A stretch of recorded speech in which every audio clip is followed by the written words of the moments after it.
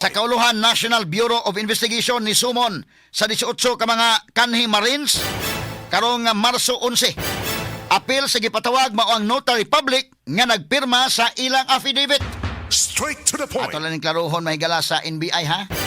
I hope makaigalaan nga napay nahabilin nga prinsipyo o ga moral foundation nga ang atong imbestigahon kining content ining affidavit sa mga Marines.